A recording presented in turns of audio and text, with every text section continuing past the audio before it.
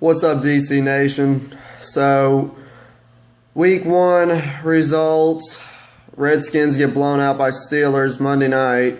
God, I'm still mad about that game.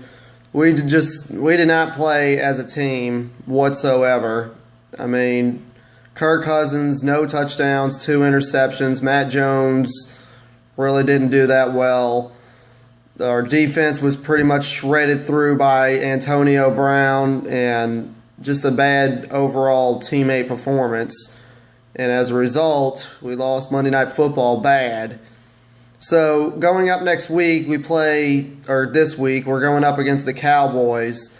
And my thoughts about playing the Cowboys were week 1, depending on what happened, because there was a 50-50 shot I thought we had at beating the Steelers, but if the 50% is if we lost, that it would be an emotional loss, like a one-possession game, because I thought the game could go either way. Well, it didn't, and we got blown out.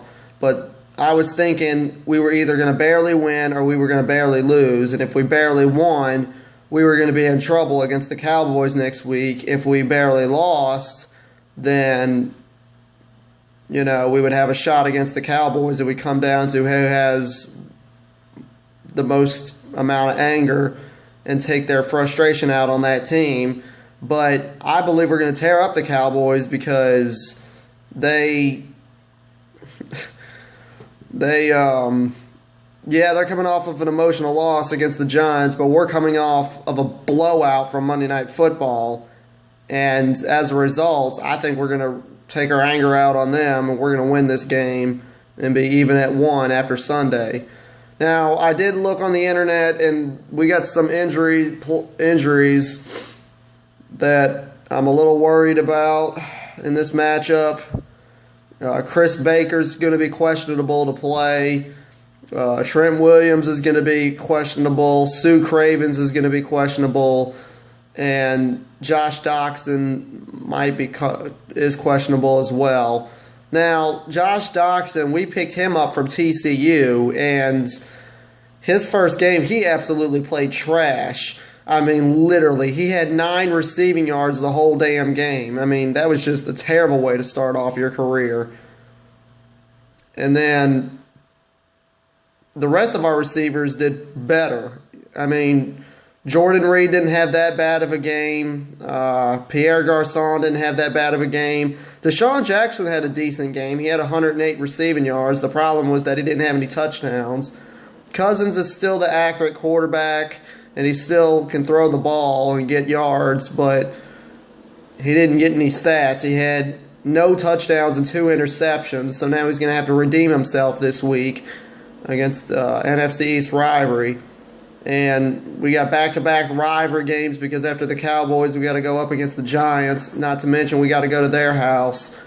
So that ought to be a close game depending on what happens Sunday. If the Redskins win, then, we'll see what happens on week 3. But if they lose, we shouldn't have a problem beating the Giants. But I believe we're going to beat the Cowboys because Alfred Morris, there's some Redskin fans saying they're, afraid what he's going to do to our defense because of watching Antonio Brown Monday night.